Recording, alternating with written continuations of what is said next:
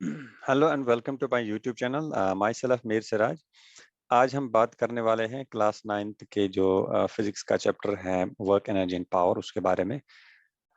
तो I have made my first video already. तो उसमें हमने बात की है टेक्सचुअल क्वेश्चंस के बारे में। हम बात कर रहे थे and we were solving the textual questions. इस वीडियो में भी हम कुछ टेक्सचुअल क्वेश्चंस सॉल्व करने वाले हैं। So you can directly come to this page where this question is right here. The question here is what is power? तो पहला जो क्वेश्चन है हमारा, पावर क्या है, राइट? तो पावर को हम डिफाइन कर सकते हैं simply, power it is rate of doing work, rate of doing work. Okay, rate of doing, rate का मतलब होता है हाउ फास्ट, तो कितना तेजी से वर्क हो रहा है, दैट इज कॉल्ड पावर, उसको हम पावर कहते हैं। ओके, तो जो पावर की फॉर्मूला है वो है power is equal to work divided by time, work upon time. Okay, and we can simply write it down as P is equal to W divided by T। तो ये जो formula है ये आप फॉर्मूला याद कर सकते हो।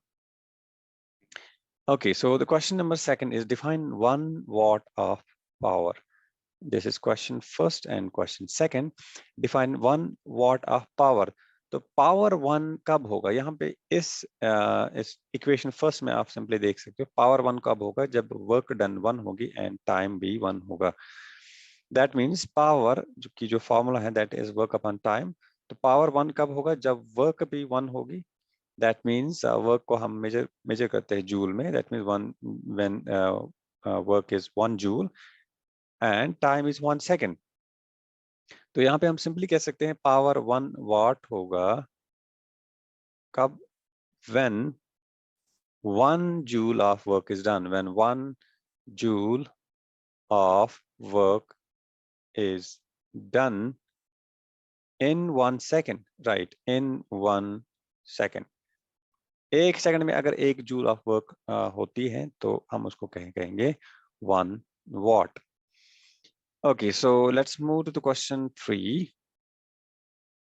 Firstly, let me erase this one.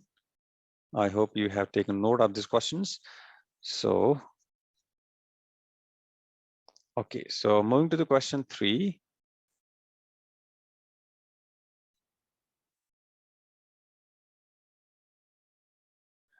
Okay, so question 3 read करता है, a lamp consumes 1000 joule of electrical energy in 10 seconds.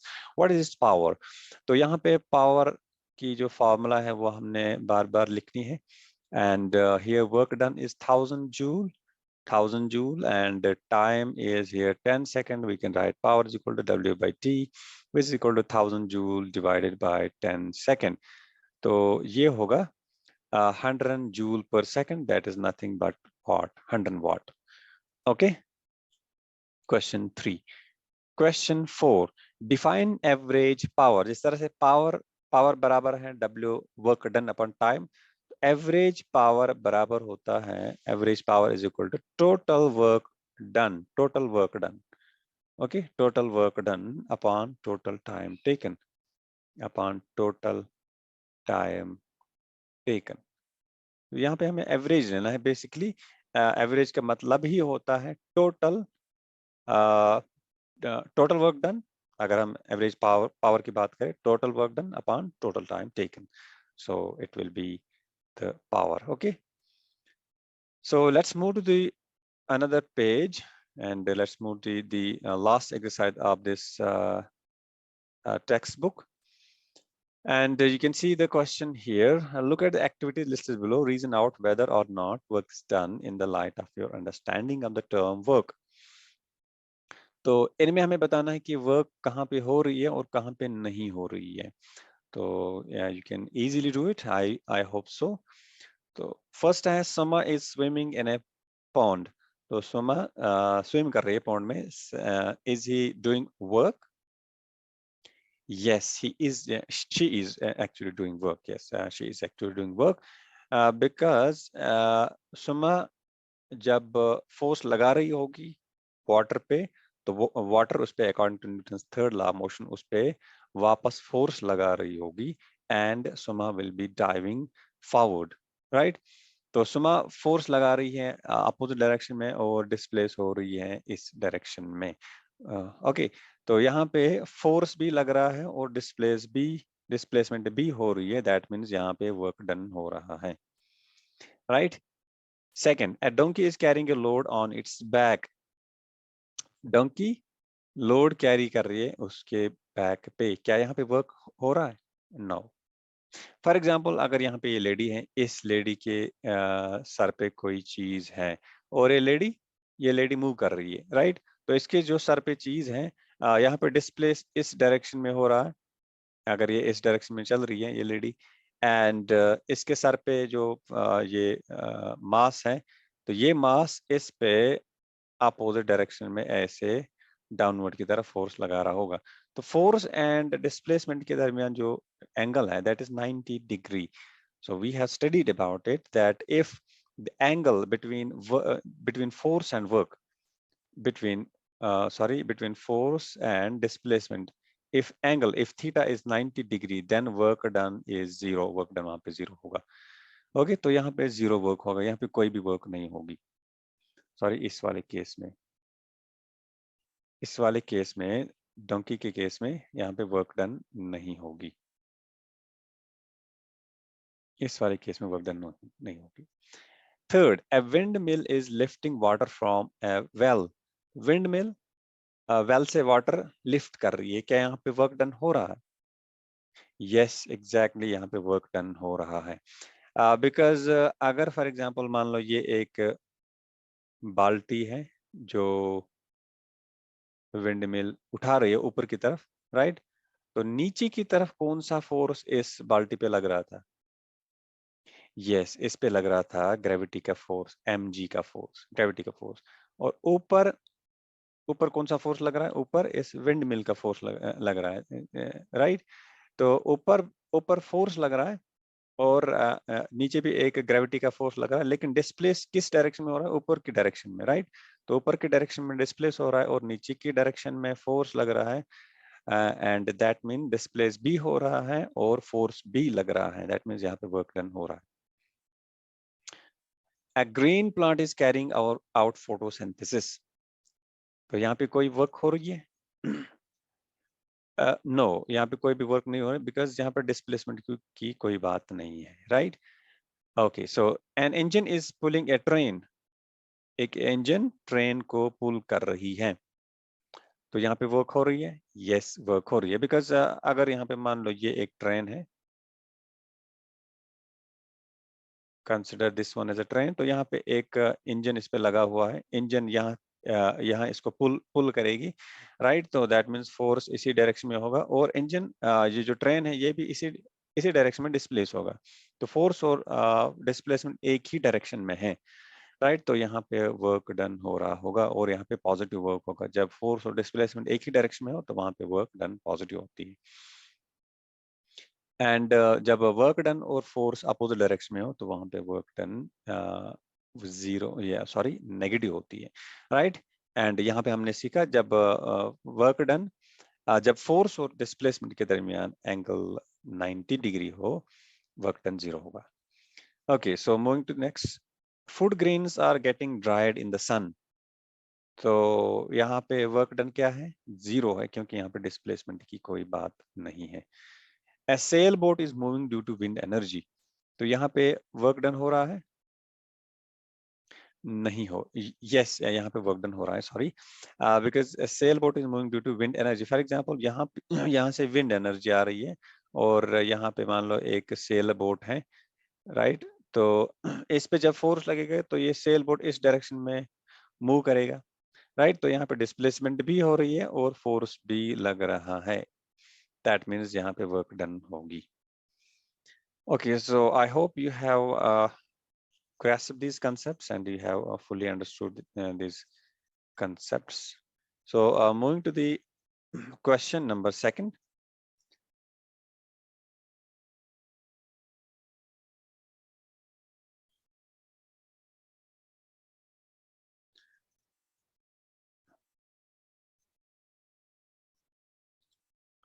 Okay, so moving to the question number second. The question number second reads, an object thrown at a certain angle to the ground moves in a curved path and falls back to the ground. मैं आपको पहले एक picture यहाँ पे show करूंगा इसकी. For example यहाँ पे एक स्टून है पॉइंट ए पे या पोजीशन ए पे. इसको हमने ऐसे फेंका, ग्राउंड से ऊपर ऊपर ऊपर जा रही है और फाइनली ये ग्राउंड से नीचे आ रही है, राइट. तो यहाँ पे मान लो ये गिर रही है. एंड तो पोजीशन ए से स्टार्ट किया, पोजीशन बी पे एंड हो रहा है इसकी जर्नी. ओके, तो उसके बाद क्या कहता है, initial and final point of the path of the object lie in the same horizontal on the same horizontal plane. तो इनिशियल और final point same horizontal plane पे है. Line, what is the work done by force of gravity. यहाँ पे हमें बताना है force of gravity क्या, वर्क डन क्या होगी due to force of gravity. तो हमें पता है जब हम कोई ऑब्जेक्ट को, किसी ऑब्जेक्ट को ऊपर फेंकते हैं तो वहां पे एक मैक्सिमम हाइट रीच होती है. फॉर एग्जांपल अगर ये मैक्सिमम हाइट है इसकी, राइट, ये मैक्सिमम हाइट, दैट मीन्स ये इसकी मैक्सिमम डिस्प्लेसमेंट होगी. ओके, तो यहाँ से यहाँ तक ये इसकी मैक्सिमम डिस्प्लेसमेंट होगी.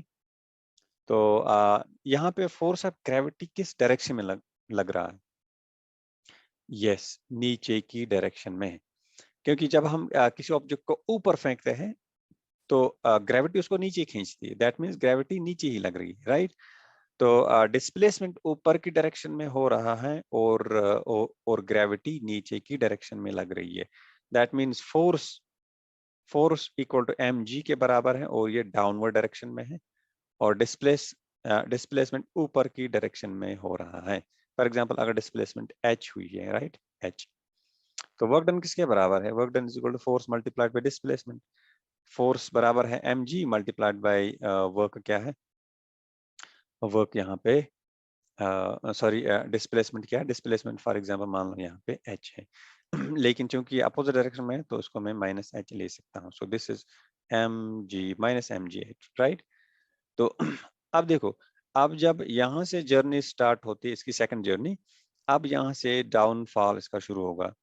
अब ये ग्राउंड की तरफ नीचे आ रहा होगा. दैट मीन्स डिस्प्लेसमेंट और ग्रेविटी तो नीचे लग रही है, राइट, mg mg, एंड जो डिस्प्लेसमेंट हो रहा है वो भी नीचे के ही डायरेक्शन में हो रहा है. Displacement sorry S S is equal to जो यहाँ पे डिस्प्लेसमेंट है दैट इज इक्वल टू, उसको मैंने एच एच रखा है, right.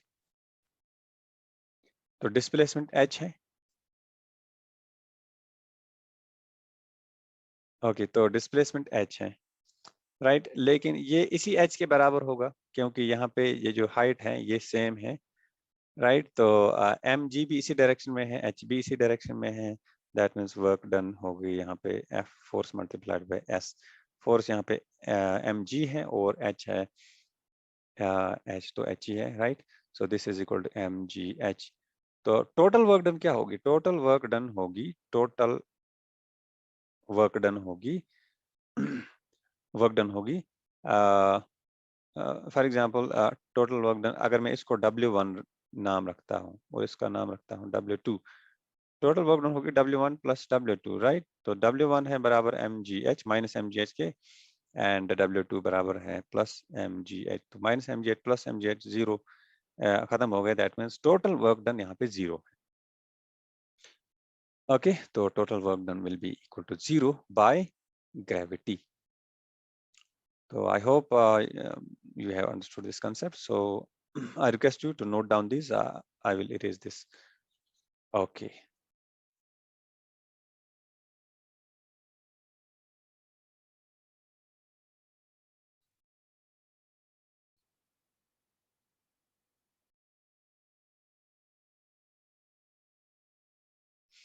So moving to next question. Next question is, a battery lights up a bulb. Describe the energy change involved in the process. A battery lights a bulb. एक battery bulb को जलाती है. Describe the energy changes involved in the process. इस process में हमें ये बताना है कि कौन सी एनर्जी चेंज होती है, किस में चेंज होती है. तो हम सिंपली लिख सकते हैं जो बैटरी में, फॉर एग्जांपल ये एक बैटरी है ये एक बैटरी है। तो इस बैटरी में इस बैटरी में केमिकल रिएक्शंस हो रही होती है। अगर मान लो ये एक बैटरी है, तो इस बैटरी में स्टोर है केमिकल एनर्जी, राइट? इसमें केमिकल एनर्जी स्टोर है, इसमें केमिकल एनर्जी स्टोर है। तो जब हम इस बैटरी को, फॉर एग्जांपल ये नेगेटिव, ये है साइड और ये पॉजिटिव है, इसको हमने एक बल्ब से कनेक्ट किया, एक बल्ब से हमने यहाँ पे इसको कनेक्ट किया, तो यहाँ पे ये बल्ब लाइट अप होगा, राइट? ये जलेगा। तो केमिकल एनर्जी चेंज होती है किसमें? केमिकल एनर्जी जो है, this changes into chemical energy, ये चेंज होती है किसमें? लाइट एनर्जी में, राइट? तो पहले मैं लिखूंगा इलेक्ट्रिकल एनर्जी में चेंज होती है, इलेक्ट्रिकल एनर्जी। तो ये इलेक्ट्रिकल एनर्जी में चेंज होती है, okay?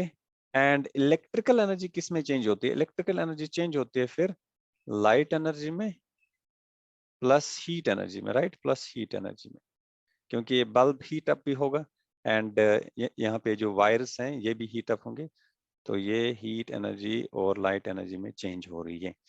That means chemical energy change होगी इलेक्ट्रिकल एनर्जी में, एंड इलेक्ट्रिकल एनर्जी चेंज होगी लाइट एनर्जी में प्लस हीट एनर्जी।